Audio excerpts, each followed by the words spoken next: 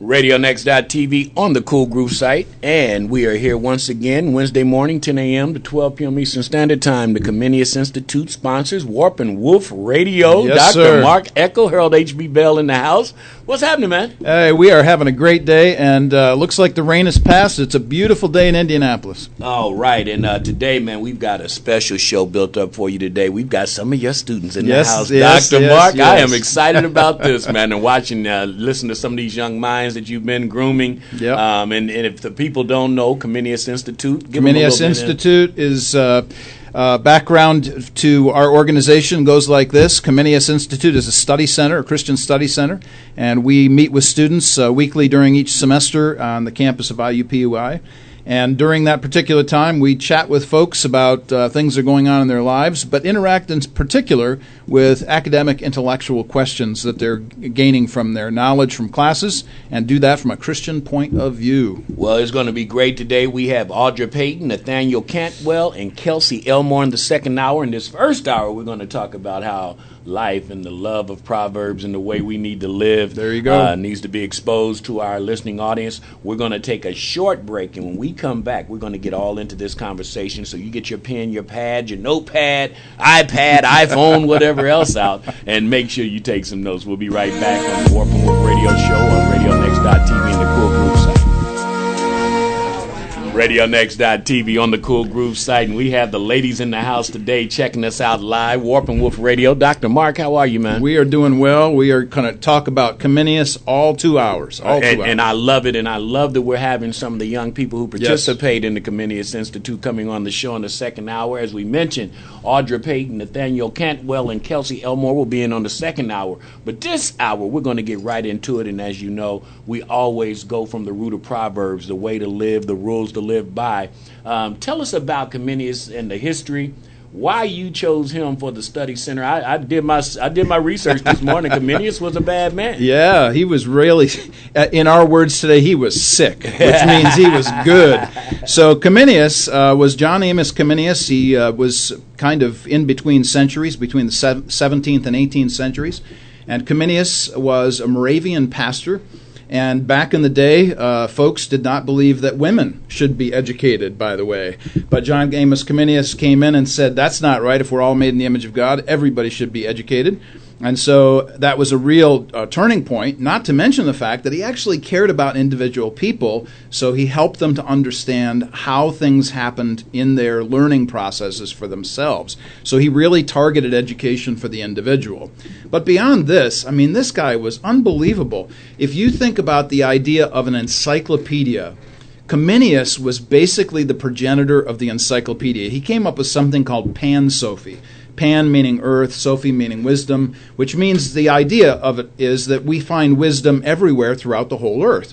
And so this was the basis then for all encyclopedias. In fact, so much interest in Comenius was that he was offered the first presidency of Harvard University, and he turned them down. Check that out. This is John Amos Comenius. Now, the mission for us is the transition from high school to college. And this is something that's really important, I think, for us. We'll talk a bit more about this in a segment to come.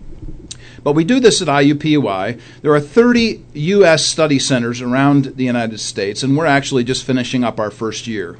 As I mentioned in the introduction, our focus is on answering academic intellectual connections with classes and cultures, and we'll be talking about some of the stories beyond that.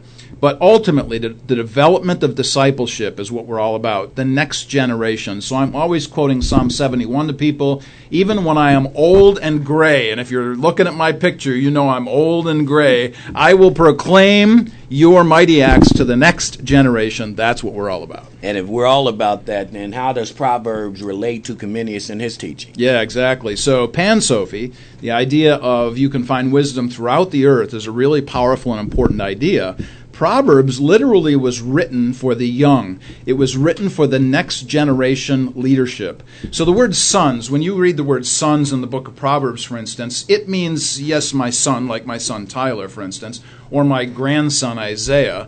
It means all of that, but it also means the next leaders, those people that I'm bringing up behind me who are going to take over leadership. So the word sons literally has a very broad meaning in Hebrew. It's biological and it's also sociological. So when Solomon says, "Listen, my son," he's saying there's moral guidance for life as you assume leadership. Let me school you on that. Here's one proverbial word. We've highlighted a number of words from Proverbs 1:1-7. Here's another one of the 7 major wisdom words in Proverbs. The word is learning. Doesn't come as any great surprise, but in Hebrew, the word literally means an intimate personal knowledge. So when we talk about this, we're talking about zeroing in on knowledge that's not just informing the mind, but a mind being transformed by truth. And the result then is accuracy or proper steering. In other words, get your britches between the ditches. You know, the CBers say on the big rigs out in the road, maintain the right course. And that word is all the way through the book of Proverbs and, of course, is so obviously important to us today. And this kind of ties into what we were discussing last week about guiding. Oh, isn't that the truth? People. Yeah. That was a powerful, powerful show, and this ties right into it. So why is it important to be broad-minded, studying the whole world and all of life and how it relates into proverb lane? That's right. So going back to Pan-Sophie again, the idea that there's wisdom throughout the whole world and all of life. We are all about learning about the whole world and all of life. I love life. I love learning about all kinds of different things. Now, where did I learn that? When I was 16, I was sitting in homeroom, and my atheist friend sitting behind me was an all-state soccer player, whispers in my ear, knowing that I was a Christian, "How can you believe in something you cannot see?" Now, everybody knew that I was a Christian in high school. I attended a high school of 10th through 12th grade, about 2,000 students, and I was preaching all the time to everybody. But I didn't have answers to these questions. My pastors didn't know. My church leaders that I knew didn't know. And I discovered somebody by the name of Francis Schaeffer, who wrote a whole bunch of books that I read by the time I was out of high school, because I was so thirsty to learn how to satiate the thirst that I had for answering these questions that people were asking me. And frankly, the biggest issue, and maybe the one thing to take away from this in this segment, is that there is no such thing as secular anything. All things are sacred if they are made by God, sustained by God, and He will bring them all to culmination. Where do we find this? We find this in the First Testament. We find this in what most people refer to as the Old Testament. My educational philosophy comes right out of Genesis chapter 1, all the way through First Testament teaching. It comes out of the Hebraic mindset. My job as a thinker, my job as an academic, is to teach not what people should know, but how they should know things. My job isn't to tell people what to think, but how to think. I say that all the time. So as we were just talking about warp and woof, the vertical horizontal threads that make fabric, synthesis is the highest form of education. When you can take all these different wisdom ideas coming from all different points of view, now you understand true truth. Now you understand an interdisciplinarity where all of the disciplines are woven together and we view those things through the lens of God's Word. Preach, Mark Eckel. That's why you are the man on Warp and Woof Radio. We're going to take a short break. When we come back, we're going to talk further about Proverbs and how it relates to Comenius. And then when we get to these young students, we're going to have a whole cake for the listening audience. We'll be right back. You're listening to Warp and Woof Radio.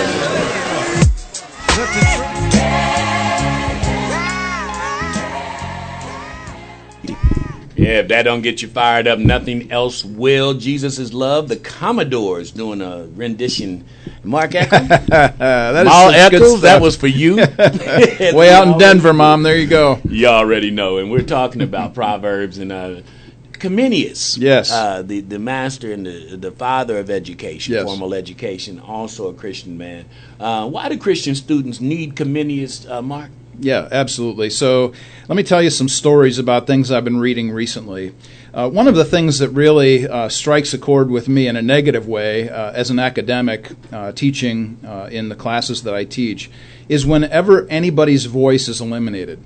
So take, for instance, Jason Riley, who is a conservative black scholar who had been invited to Virginia Tech to speak in this particular month of May, but then was disinvited to speak, because the folks at Virginia Tech were concerned about potential protests. Why? because Jason Riley has a different point of view. So here you have a conservative black scholar who's been disinvited. Man, that is just not right. It doesn't matter who you are, your voice ought to be heard. Here's another example. We talked about Cornel West in the past, and I talked about Robert P. George in the past. So here you have two men, two academics who became friends at Princeton University. West is black, George is white. West is liberal, and George is conservative. But they're both scholars who both appreciate each other and defend each other. They actually went on a speaking tour together, the two of these guys, at places like Biola University on the West Coast and Swarthmore, actually where Robert P. George did his undergrad. And what they did there was they basically were pleading with people, would you please listen to everybody? Don't choke out points of view. Black, white, liberal, conservative, doesn't matter. We need to teach students how to converse with civility. So here you have both of these guys saying the same thing. They're on the same diaz, saying the same ideas at these different colleges. Then this week, here are three examples of what I'm talking about. There's a Harvard prof who this week actually came out and said in a written statement that all conservatives, people who actually want to preserve the great ideals of society, should be treated like the Japanese and Germans after World War II. In other words, they're the losers. Y'all should just get out of the way. We are going to reconstruct society the way we want to reconstruct it. I've got this thing sitting right in front of me here. Here you have this Harvard prof who's coming right out and saying, we need to eliminate the voices of other people that disagree with us. Then, in the New York Times, of all places, you've got a guy whose name is Nicholas Kristof, wrote an opinion piece in the New York Times this last weekend. Now, Kristof is liberal, but his point of view in his piece, in fact, the title of it was A Confession of Liberal Intolerance, where he said the problem that we face in the university today is not tolerance. We have tolerance all over, except for those views that disagree with liberals. So here you have a guy in the New York Times who's a liberal who says we now are the intolerant people. One more example. This comes from Ross Duthought. This is also from the New York Times this last week, May 14th, where and the title of his article is When the Right or When the Wrong Are Right. And what he does is exactly the same thing from a different point of view. He says, now that all of these folks that are in charge telling us what bathrooms to use and not use and how we identify and so on, he's saying all of those folks have usurped the power and have now put the power on the rest of us, crushing all other voices. So basically, we're talking about a phantom fear of difference. You know, we need Comenius because here you have voices that we need to hear, but when folks aren't going to hear the voices, that's why you need a presence, a Christian presence on the university campus, and that's Comenius. Well, tell me about some of your cultural reads this week that relates to this topic. Sure. So let me pick up with that and tell you some of these stories that come out of this. I've got stories that I could tell you all day long. The stories about these meetings that I've been having with students, here are just a few examples. One student one day came to our lunchtime gathering, and he just wanted to confess his need for forgiveness to another student. And he said, how do I go about doing this? So I spent 15 minutes with him just talking about the process of forgiveness and then actually praying with him about the issues that he was facing and then having the responsibility to go talk with these folks about what they're dealing with. Picking up on some of the stories that I just mentioned, one of the big discussions all year long this year was on ethics. So every lunchtime, somebody was coming up with some discussion about ethics. For instance, here's just one example. They said, our teachers tell us not to cheat, but they never tell us why. They tell us not to cheat, but they never tell us why. And so we were talking about how do we have standards for anything unless they come from an outside source of humanity. So we talked about how profs, without a transcendent source of truth, without a heaven view of life and truth, place their feet literally in midair. One of our lunchtime discussions about ethics was about the issues of medicine and literature. And the question, of course, came up in both of those discussions, where do ethics come from?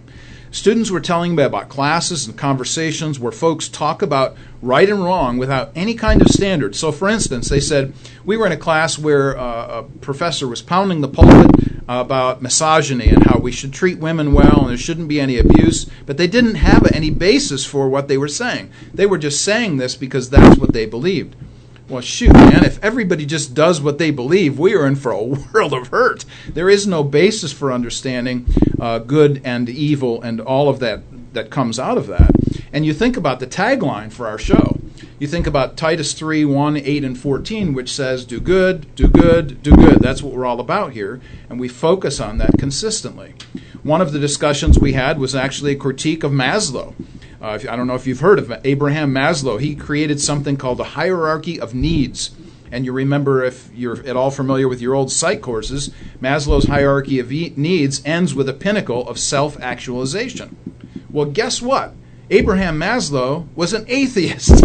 So if Maslow was an atheist, do you think he's going to include any kind of supernatural elements for his views on values or anything else? Obviously not.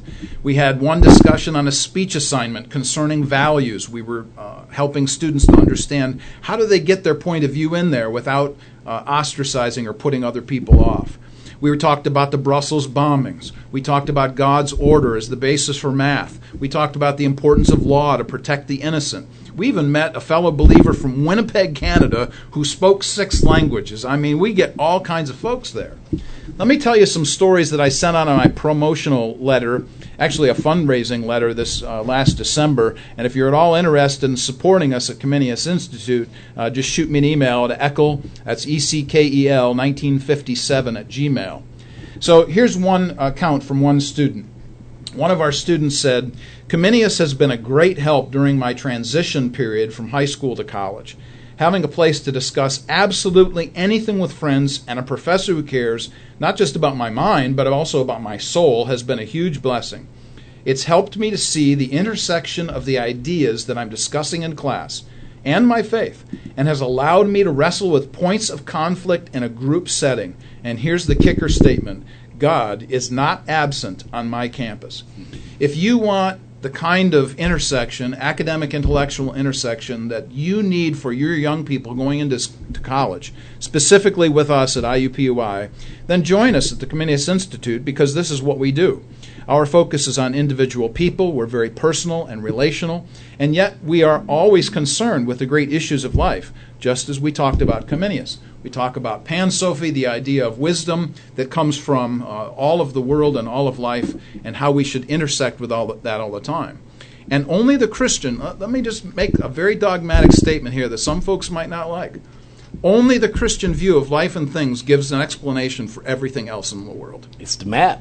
There you go. It is the map, and we'll be right back. You're listening to the Comenius Institute Warp and Woof Radio on the Cool Groove site, RadioNext.TV.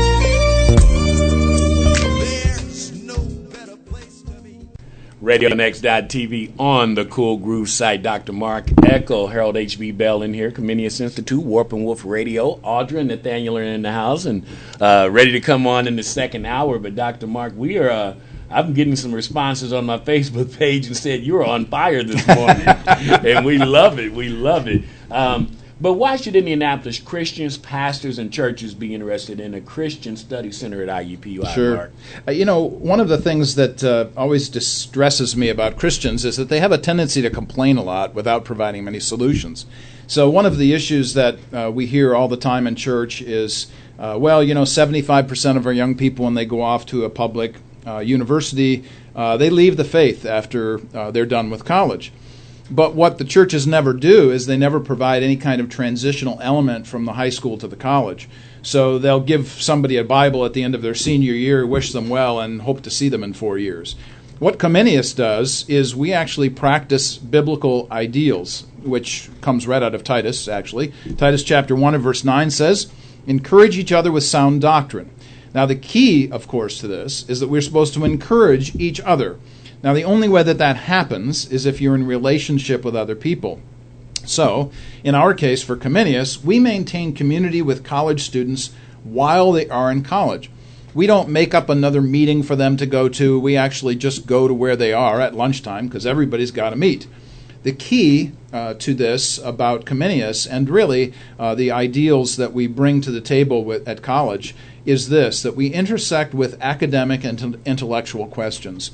I was giving some stories of this and some other connections to this in the last segment, but that's the basic idea, is that we come with questions, we develop some of these things, we send out emails each week to kind of engender a discussion, but if those don't happen, that's not an issue because students always come with their own questions. We must interact with student questions while the questions are happening in the classes while they're happening. The question, for instance, from a Comenius meeting this last semester was, how important is it that Christians know other Christians on campus? That was one of the questions actually at lunch. And the answer was, very simply, there's unity in community. The only way that we're going to have community, the only way we're actually going to practice Titus 1:9, actually do something to help young Christian students going into a public setting, is to be with them, to help them to deal with the questions that they have while they're having them in college during their college days. Awesome. And this is off kilter here, but what have you discovered about the young minds that are exploring and wanting to learn more about not only Christian faith but inside themselves? Sure, absolutely. So the folks that are with us at Comenius, we've actually grown from about 3 to over a dozen folks that meet with us at lunchtime. And what I've discovered is that, what I've been saying to people for all the years I've been teaching, 30-plus years, I've been a high school teacher for a long time, and I tell people this all the time. Teenagers are some of the most brilliant people I know. Young people, folks that are going to college, are really the up-and-coming thinkers of our day. And what's our responsibility? My responsibility is what I just quoted in Psalm 71 in an earlier segment, and that is, until I'm old and gray, I'm going to declare His mighty works to the next generation. My responsibility now is to guide that group of people into the next generation. Mark, yesterday is interesting. We were doing this show, Gregory Merriweather, and a gentleman was in talking about The Bridge. Okay. And The Bridge is a program now where they're taking gentlemen our age, patching up 40 and 40 young 40-somethings with 25-year-olds and 25. And The Bridge is exactly what you're talking about. How do we keep the communication gap from getting too far apart? That's right. Exactly. I know as a 57-year-old man, when I go to educate 8-year-olds, they think I was born. They think I was like part of the trees and the anything outside that grew. You knew Noah, Mr. H. Yeah, I knew Noah, and I find that when I can get some nice teenagers, who have been instructed properly to reach those young people, right, they receive it just much better. So we have to do a better job of transferring information, as you mentioned. The wisdom that we inherit from getting older, that's right, needs to be passed down. Tell us about the study center movement around the United States, because when you first came to me, I hadn't heard of this. Sure. And now I'm listening to different organizations, and there it is. There it is. It's all over the place.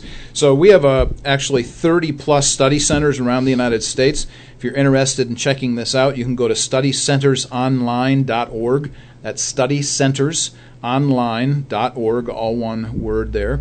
And you can also find us on Wikipedia, actually. We have our own Wikipedia page. There are about 30 of us around the United States, and we line up next to public universities. Drew Trotter is our director, and we have our annual meeting coming up this coming July. And we have some great speakers that are coming to speak to us. Professors Sue and Yancey are going to be speaking on multimedia issues, on social media issues, and then on social justice issues.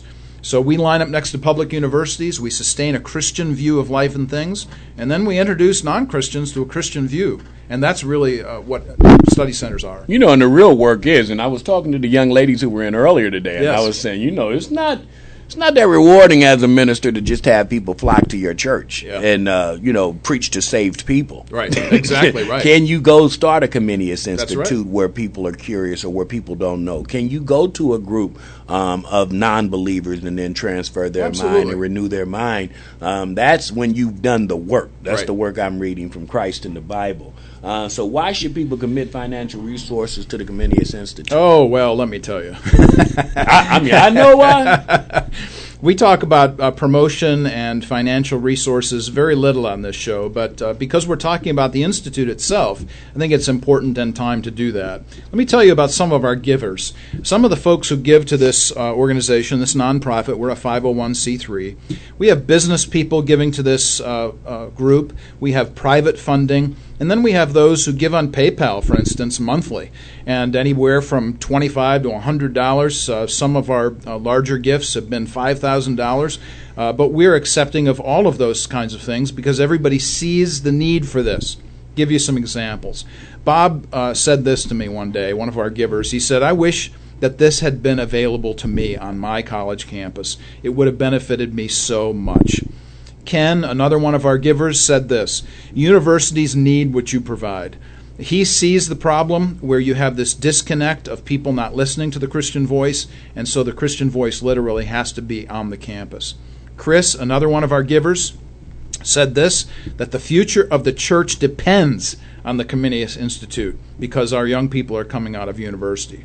I've got parents and grandparents who say things like this: "Thank you for being the only Christian presence in my child's life during the week." And that came from the mom of one of the folks who comes to meet with us every week at lunchtime during the semester. And here's just one more example of this. This comes from a student who gave this testimony. She said, "I find that it is very important and helpful to be in fellowship with other believers, discussing current events. I appreciate knowing that I can come with any question or observance that I would like to discuss and get answers from a Christian point of view." That's what it's all about. That's what we do. It's very short, simple, and to the point. And that is why your financial proceeds will help the Comenius exactly Institute. right. And we need it. And when we come back, we're going to find out from some of the people who participate in the Comenius Institute. Audra Payton, Nathaniel Cantwell, Kelsie Elmore will be on the mic. I cannot wait. I am just, I love, you know me and young people. I love young people, man, that fresh young mind. So we'll be right back. And you're listening to Warp and Woof Radio on Cool Groove Radio.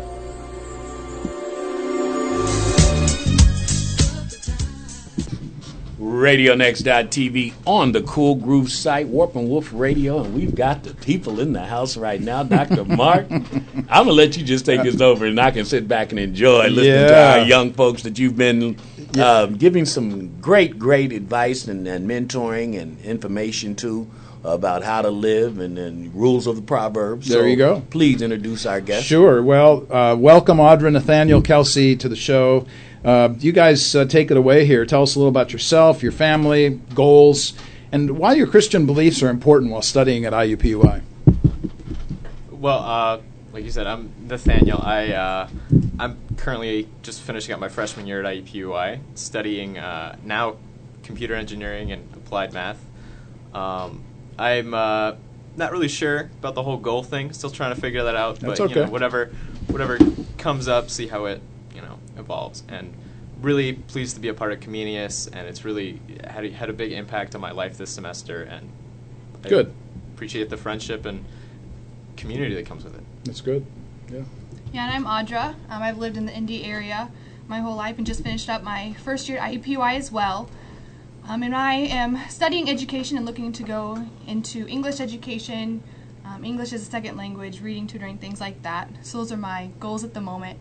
And I too have just really appreciated Comenius and being able to have a place to come discuss faith and build friendships with other believers on campus, meet people I hadn't met before, and just have that place to come during the week and eat lunch with friends. So that's good. Yep.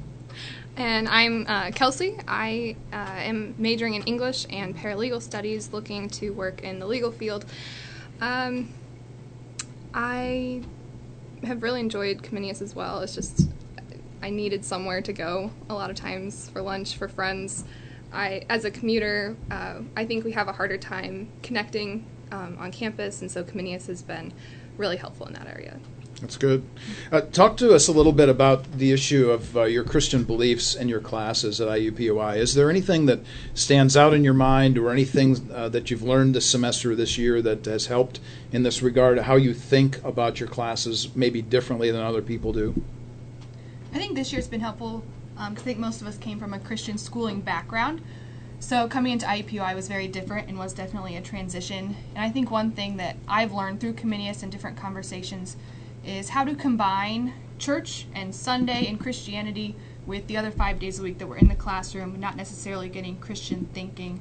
So just being able to bring those two together and see that they aren't separate, but they're whole. Education is whole and is of God, and so just learning how to combine those two things in that classroom setting, even though I'm not in a Christian environment, was really really important for me this semester, Good. this year. Yeah, good.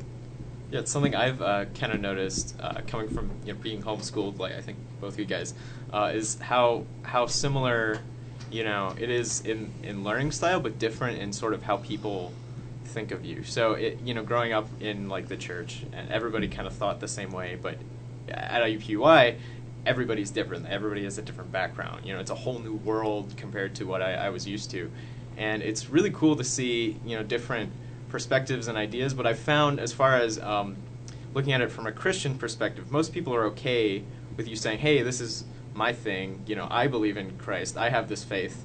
But if you start telling them that it might be better for them to have it, they tend not to appreciate that so much. Sure.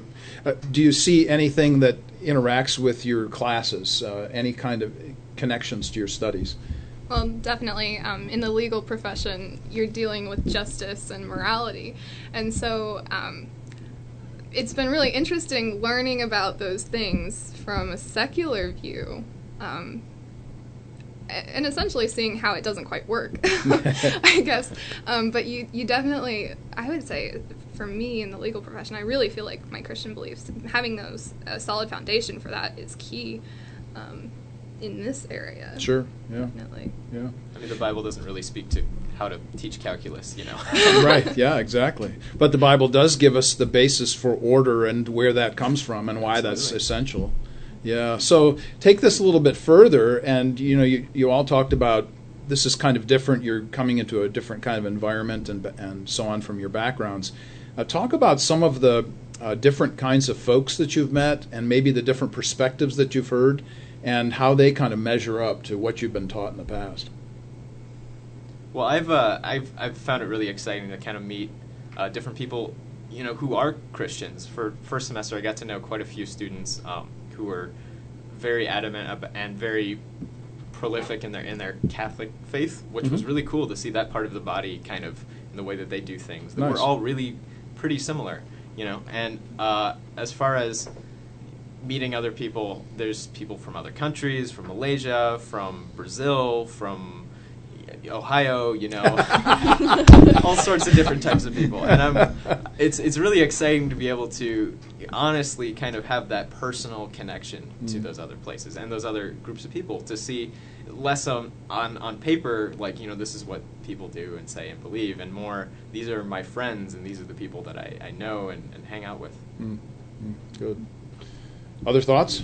Yeah, I was surprised. I met a lot of different Christians in my classes, which was really fun, just to see the body in different places and people who have come from different backgrounds, whether it's just a different church, people from abroad. There were people in my classes who had been in the United States for 2 weeks before starting school. So all these different things have been really, really cool, just to see different perspectives and just the places that people come from and just how big God is in all of those different ways. That's been really cool in being in a place that big. Good. I think it's been really interesting meeting people that are they're becoming freshmen, sophomore, but essentially in college we're becoming our own people. Our faith is becoming our own. And it's been interesting to see how for some people, that really is starting to manifest itself, how it really was their genuine faith. And for other people, well, they're still having to grow it and mature it because it might not have been their own at the beginning. I mean, I felt that in my own life for sure. But it's been just interesting to see the different levels of that among classmates. Talk about that just for a minute, because you raise a very interesting little phrase there, when their faith becomes their own. So one of the things one of my mantras forever has been that education is ownership, that the responsibility of the teacher is to present information or give different points of view or different methods of learning, those kinds of things. When you think about your faith becoming your own, what kind of bells does that ring for you? Anything that stand out in your mind about that? What kind of comes to my mind is sort of the same thing in a similar way that education kind of becomes your own, and that my parents always felt that their job was to teach me how to learn, basically. And I think that's kind of the job of a role as a parent, as mentors, to teach us how to grow in our own faith. And on my own, not necessarily, being a lone wolf, right, kind of doing life on my own, but sort of my faith becoming my own means that I'm not really afraid to talk about it and share it, and I'm more open to being kind of vulnerable with other people around me, other Christians especially, who can help me and kind of keep me sane. You know, walking through this crazy, crazy world, especially at IUPUI. Good. Yeah, and I think it impacts the daily aspects of life too. How do I study? How am I managing my time? I'm presented with a situation at school, you know, it's easy to cheat. Do I cheat? All those different things that make it your own. You know, you're thinking about, how am I going to respond to this? How am I going to deal with this idea that's brought up? How am I going to interact with other people? You know, you're not in the home for most of the day. You're out doing your own thing, interacting with people and making your own decisions. So all those little decisions come from what I believe and how I am interpreting everything around me and how I'm using my faith and believe that makes who I am. So that's been really good to see that and to grow in that and to learn more about that and how just that faith impacts everything that I do throughout my day. Good. Good. Well, and I think what our parents, as we're growing up, they give us all this head knowledge. It's mostly head knowledge because they can't give us a relationship with Christ. It's something that has to grow on our own.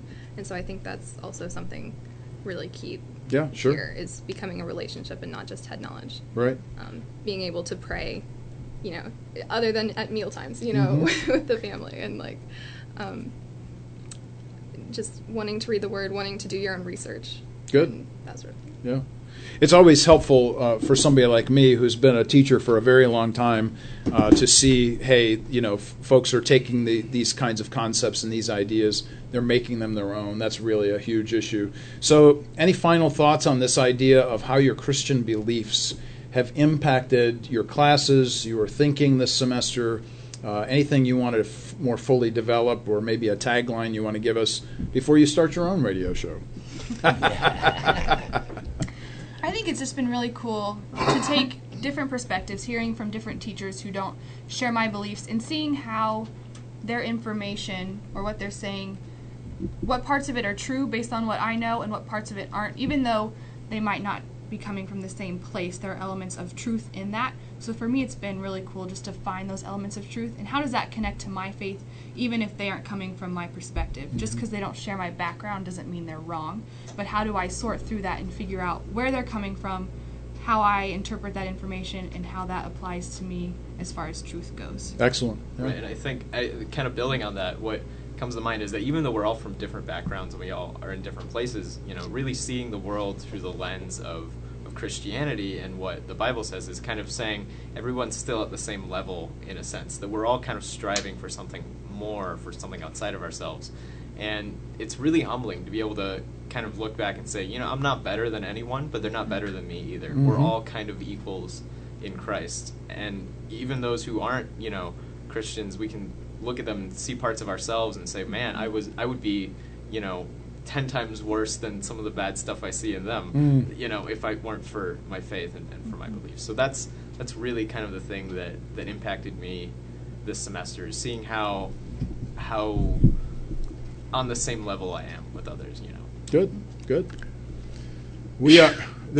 You wanted the young minds with some fresh ideas. Man, Here you go. This is so refreshing and so rewarding, just to listen to some people, not even 20 yet, with some ideas and concepts and thought that is so. This is profound. Yep. We're going to come right back. You're listening to Warp and Woof Radio on the Comenius Institute radio show. Radio Next.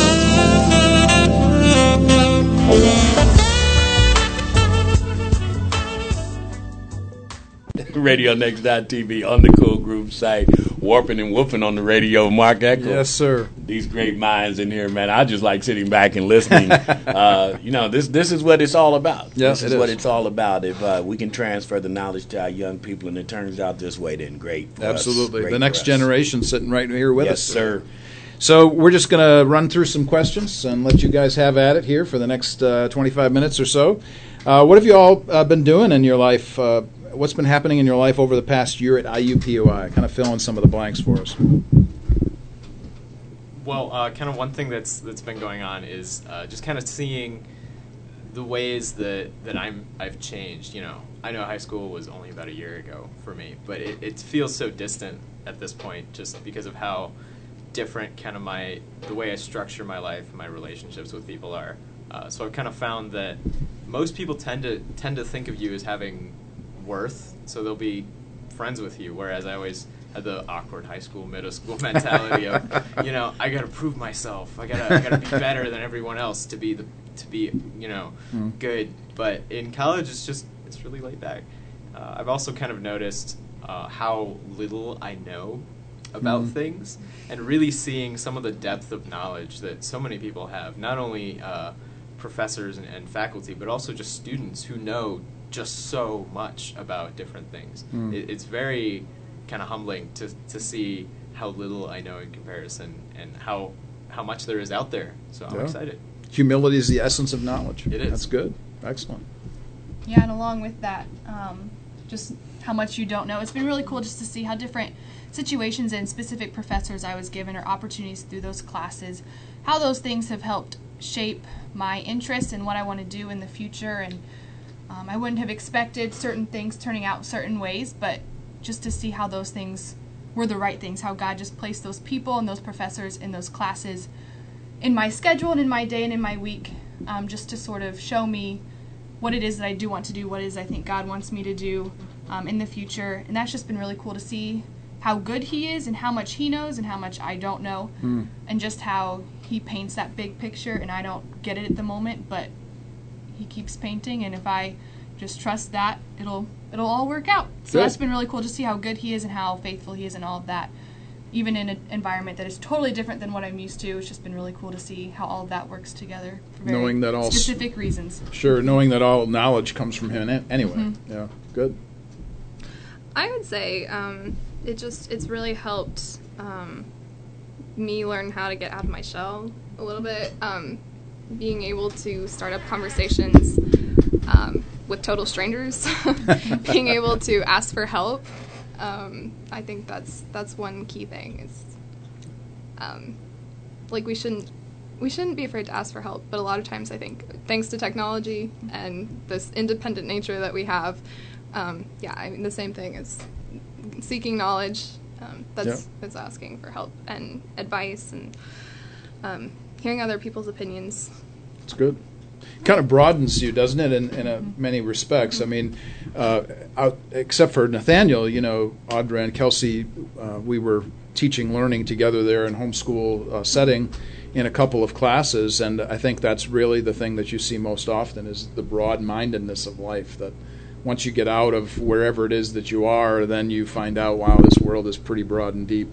So that's a good thing. Well, and you're making your own friends, whereas before, your family, you're friends with your family's friends, sure, that sort of thing. And so in college, it's a lot more than that. Like, these are people you're picking out. Who are you going to associate with? And that's good. That's good. Right, and everybody's kind of in the same spot, especially toward the beginning of the semester. But you can just go up to people and say, "Hey, I'm new, you're new, let's be friends." And it usually works out pretty well. You never know what kind of opportunities. All my presumptions about what I would be doing at IUPUI mostly turned out to be wrong. And I'm really glad of that, because what did come out of it was something that I think is greater than I could have imagined without having gone through it. Yeah. That's good. Well, that kind of ties into this next question that I have having to do with friendship. So talk a little bit about why friendship is so important on a college campus, even if you're in a commuter setting like you guys are. I think it's huge. I mean, these are the people you're spending your time with. These are the people you're studying with, eating meals with. And just having that community is huge, that support. Like Kelsie said, being able to go up to someone and say, "Hey, I'm struggling with this. What would you do?" Or, "Hey, I need help here. Have you experienced this? What would you say?" Just having that community is huge, especially with Christian friends. Just having that place to go, knowing that you're coming from the same place is huge. And when I've met other Christians on campus, it's always this instant friendship in a way. You find someone that's also a Christian, like, "You're too," and you get each other all of a sudden, even if you have different backgrounds. I had that a few times, and that was really cool just to see how having the Holy Spirit and being one in that unity just connects you, even if you don't know a whole lot about the rest of their lives. Just sharing that most important thing was really cool to see how that works, because coming from the Christian environment, I valued my Christian friendships, but I didn't realize how important they were until I realized that I had a whole option of people, and that those were really foundational to allow me to befriend other people as well. So that was really cool to see over this past year. Great. Excellent. Yeah, I think friends especially, like you were saying, Christian friends, but even friends in general tend to get me out of my own head to kind of stop and say, oh, this thing is so stressful to me, and then talk to somebody about it and really get the perspective of it's not as big of a deal as I thought it was, and kind of keeps me sane so that other people especially cover your blind spots, so to speak. Good. Things that you're not seeing in life. And to have a deep enough friendship with someone such that they're able to call you out is really, really valuable. And it's something I still treasure about my parents and my family, but it's different when you have it with your peers because they're going through a lot of the same things as you are. That's good. Excellent. Any other thoughts about friendships that come to mind that are of interest to you just on campus? Anything at all there? It's nice to have friends for comic relief. It can be helpful in the middle of finals or just the chaos of everyday homework and work and comic relief. Yeah. Now, see, I never expected that response. That's the reason why you're on the radio show, so that you can actually give these perspectives that I would never have thought about. That's really important. Well, Audra, I think it was you that mentioned how important it was for you to know other Christians on campus. So let's go to that particular issue. How important is it to have a community of other believers, to find out that there are other believers in your classes, much less in your departments and the focus of your studies? Talked about those kinds of ideas. I think it's really important because it gives you a place to go to talk. If you need help with something, that they have your best interest in mind and that they're coming from the same place that you are. And there's a safety there knowing that they believe the same things that you do and are striving for the same things. So that's really cool. And when you have the Holy Spirit, you're sharing the most important parts of you. You're sharing God together. So that's just a really cool relationship, how that works. Even if you don't see them every day, there's just something special about that, about sharing that with the people around you. So that was really important for me this year, and I've loved just exploring that more and figuring out how important that really is in building a community and growing in my faith. Good. Yeah, I think it's especially the part about having Christian friendships is that it's really the bond that you share is different. It's not so much that it's any stronger or weaker necessarily than some of your bonds with friends who aren't Christians, but it's different in that you can both look at your differences and look at the ways that you're different from each other. You disagree on things even, and really celebrate those and say, wow, we're still all here together. And coming out of growing up, I went to, shall we say, a more suburban church, if you will, and now transitioning to a church over on the kind of Central East Side, Tabernacle Presbyterian. It's a very, very diverse group of people. There's people of all different political beliefs, of all different religious backgrounds, conservative, liberal, what have you. And it's amazing to see that we are all so different and all so opinionated, yet we can still come together and really worship together and celebrate the bond of unity that we have in Christ. And I think the cool thing that translates to campus is that, I remember a specific time where I was just hanging out, kind of studying with someone I had known kind of growing up in my old church, and I met this other guy, and he just invited me to this other church called Midtown, and it was instantly like we knew, that part about each other was we're cool now, right? It was cool. It was really interesting. Like you were talking about, Audra, that instant connection is amazing to see. It's good.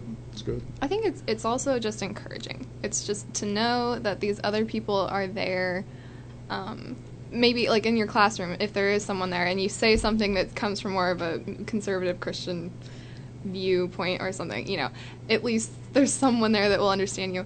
And it's just the more you feel like you have a bigger presence, a bigger influence when Christians are united, which I think is key and something that we don't feel as much in other areas. Yeah. So that unity and community bit that we were talking about over the year is really important. It's interesting that you mentioned the concept of encouragement, mostly because I was talking about that in the first hour, and Titus 1:9 actually says that we're supposed to encourage each other with sound doctrine. So actually, doctrine can be encouraging. So what we believe between each other can actually lift each other up. So I'm glad you brought that up. Thank you very much. I didn't even tell you to do that. It's very nice. So here's another question. Have your viewpoints on anything changed since you've been at IUPUI? It's an interesting one. I've kind of noticed, what we were talking about before is that the world is much bigger than I thought, and I've kind of grown to understand different ideas and views more than I thought before. And in some ways, I've noticed that my beliefs, my personal opinions, have become less valuable to myself because opinions they're dime a dozen. Deep dish is better than thin crust. Vanilla is better than chocolate. Those are opinions, but it even translates to, at some point you can have an opinion such that predestination is the ultimate explanation for why everything works together. Whereas someone else might see it differently in the way that theology relates to their lives. So I've noticed that change, and not so much that my beliefs have been compromised, so to speak, but more that I've moved to the direction of trying to really empathize with people and get in their shoes and say, why do you believe this thing that I either don't believe or hadn't considered before? And really asking those type of questions to develop those kind of connections with people, which is interesting. So it's good. It's good. It's good. Yeah, I would agree with the seeing the world as a lot bigger than I had in the past. That's been really, really cool to see just how, big the whole world is. And so I wouldn't say my beliefs have changed, but I think I've experienced a lot more and can put some of those ideas that I've heard about into practice in different situations that I hadn't encountered before. How do you talk to someone who you disagree with completely? How do you, handle a certain situation with a professor? How do you listen to people and, engage with different people coming from different places? And when you're put in situations, everyone's doing this, should I do it? Those things that I hadn't necessarily experienced before, you experience in an environment when there's a lot more of that going on. So that just helped me, I think, not necessarily change my viewpoints, but to either solidify what I really believed or to practice what I had been taught and what I had known to be true up until that point. Good. I think it just, like, I'm with Audra, not much has changed necessarily. I have felt a little more convicted about personal responsibility. Just college students, millennials, we're not known for our responsibility of material things, let alone mental, like our thoughts and everything. We blame that on our personality types, or, some people believe we have diseases, when you go to a psychologist, psychiatry, and I just feel like me and this age bracket, I guess, should really be taking our choices, our thoughts and actions captive and feel a little more responsibility for those things. Good. Shoot, boy, if you don't walk away from college with anything else but that ideal, that I actually have responsibility in life, well, good for IUPUI. You learn something, and that's a really powerful, important idea. So, the next question. How does the way you identify as a Christian make a difference in how you view others? And I use that word identify kind of tiptoeing around it because everybody's using that word these days as it relates to other cultural items we won't get into. But how do you identify as a Christian, and how does that make a difference in how then you view other people? I think, what we were saying before is that everyone is sort of looking for the same thing.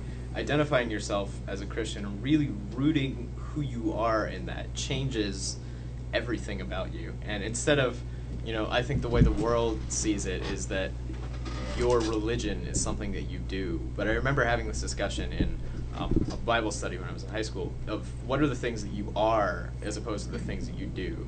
Like, I do college even to a degree, but I am a musician, or I am a Christian or something. And you let those things define you, and when you see parts of your life that don't necessarily align with those things, you tend to change that. So I am, like, kind of a coffee snob, I'll be honest. And if I were to, admit that I liked Starbucks at all, it would just completely compromise my identity. Completely. So that's kind of what I'm thinking of, is especially as it relates to Christianity, the things that you do and the things that you say and the things that you believe really define that part of who you are, as opposed to just being something you do. Good.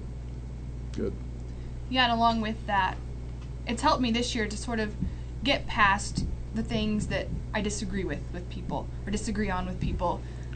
Just to see them as people like me, who are, like Nathaniel said, trying to figure out the same thing, trying to figure out how to get through life, just those different things, just to be gracious with those people and to not jump to conclusions or, pass judgments quickly on them just because we disagree, but to see them as people who are made in the image of God, who are looking for the same things, trying to figure out what they're doing and where they're going. All those things have helped me, I think, in my interactions with people, in my basic conversations and friendships and relationship building, just seeing them, trying to see them the way God sees them and not, oh, I disagree with them, what are they thinking, those kinds of things. So I've had a lot more experience with that this year, and just learning how to do that and just how to see people as he does. Good. Yeah, and what kind of makes me think of, really listening to people is valuable. And they have whole classes on listening, at IUPUI. And so it's kind of not wanting to get your point in, I say as I'm getting my point in. Not just in the sake of a debate or a discussion, this is my point, I got to defend it, but really listening and trying to understand where people are coming from. Yeah, it's good.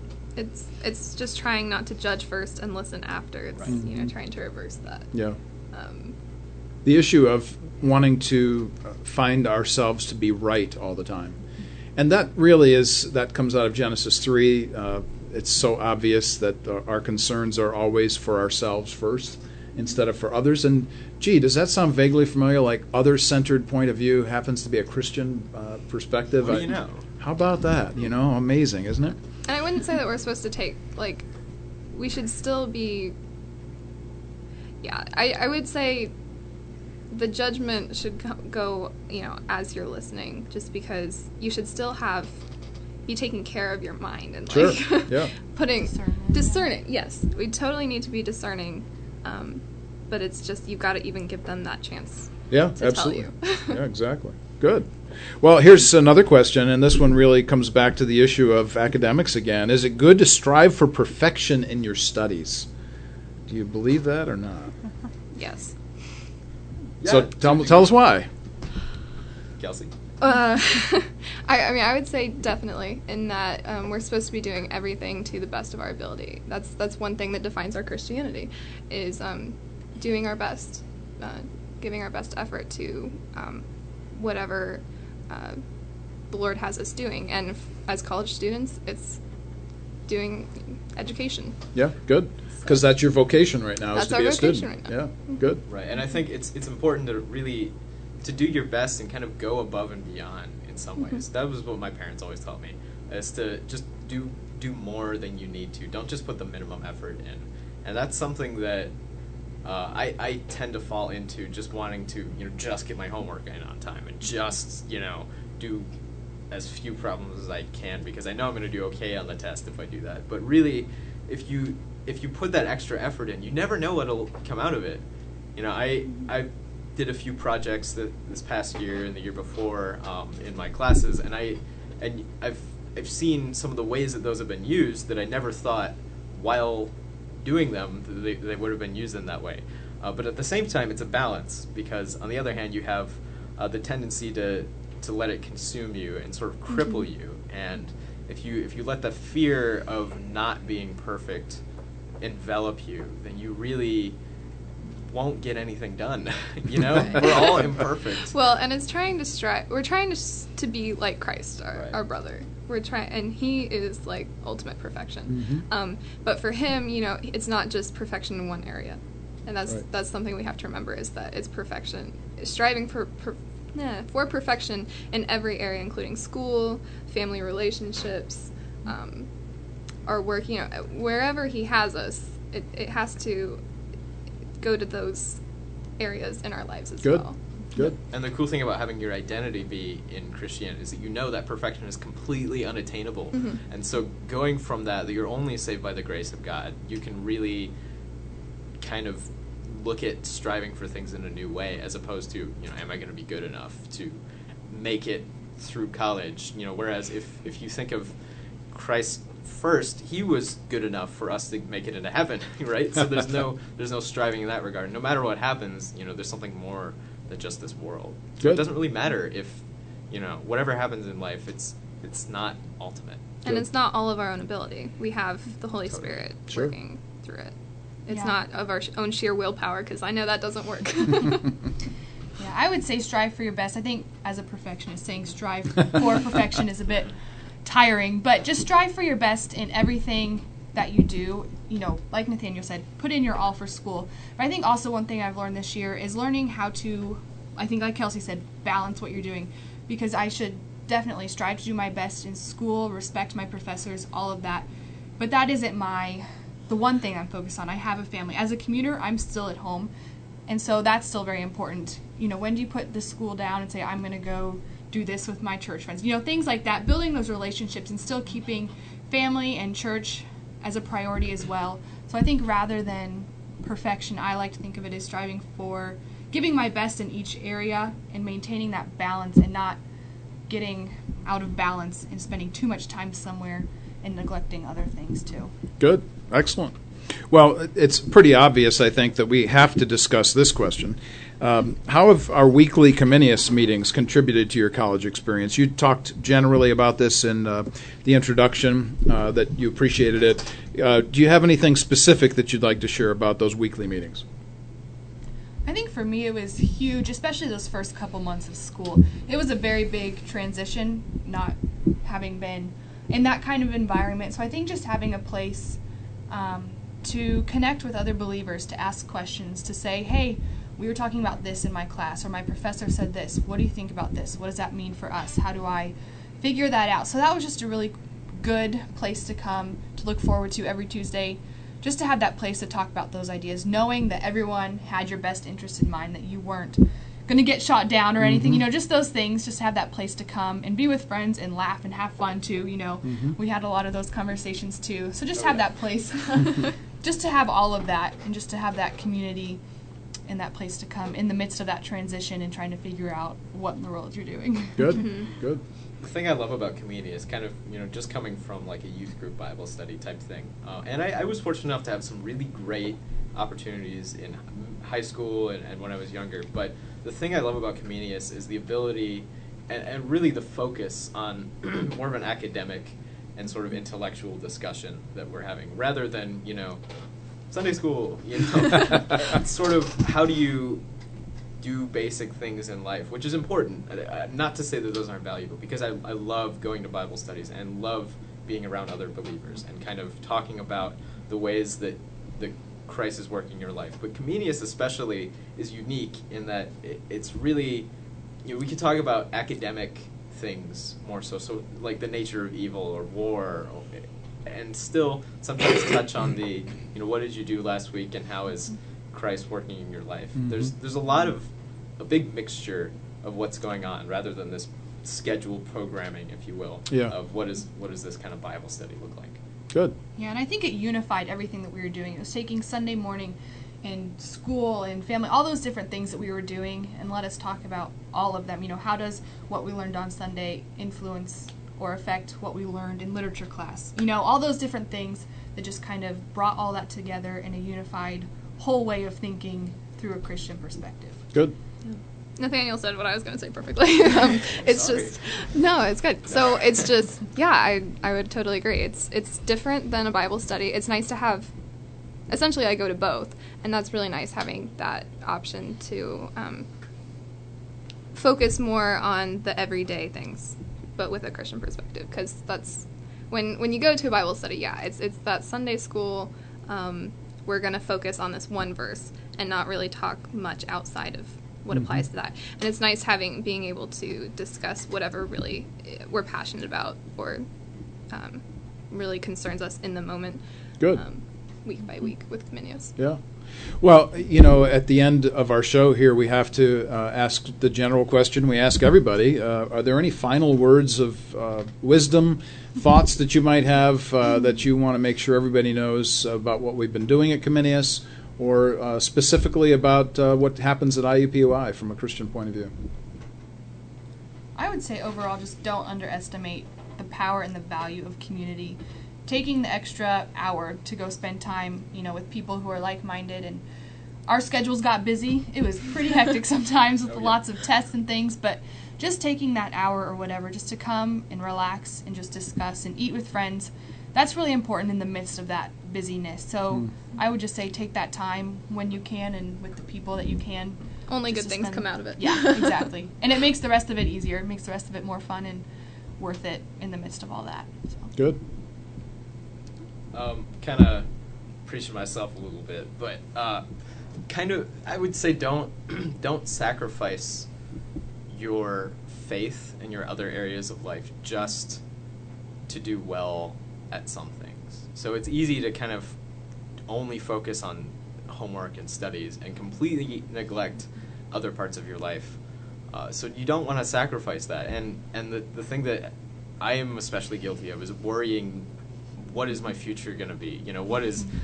What's coming? I don't know what classes I'm going to take next semester. What if it's really hard and it's not as easy as it was this semester? And even if, God forbid, I fail out of college, it doesn't matter, because He has changed my life in such a way that that college is way less valuable than Christ's sacrifice for me. And if there's one thing to remember, it's that this isn't it. There's something else. There's something more. And taking time for those discussions and those communities, and even building up other people. You don't know what you're doing in someone's life. You don't want to sacrifice that just to do well and get good grades. That's good.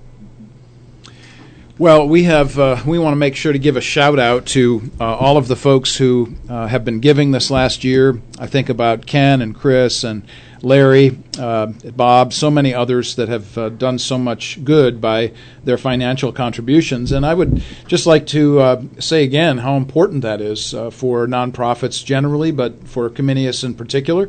We are a 501c3, and the idea behind this, as you've been listening to, is these young people's lives have been bettered and changed not simply by their academics, but by a Christian view of academics.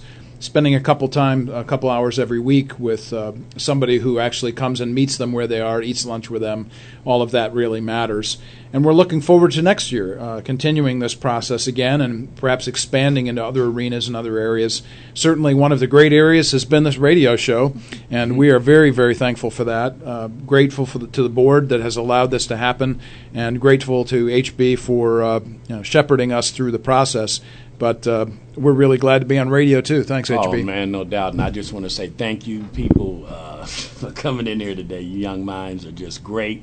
One question I have when I was back in my office listening, is ministry in the plans for maybe any of you? Because, you're so well-spoken and you're so the depth of that you speak with at this age is unbelievable. I'm serious, so. Anybody? Nothing so far. Okay, just a thought, because I heard some ministers back there on my radio. But we do want to thank you again and continue success, and congratulations on your first year over at IUPUI. Dr. Mark, very good. As always, keep knocking it out the park, partner, and we'll see you next week on Warp and Woof Radio, 10 a.m., 12 p.m. Eastern Standard Time on the Cool Groove site.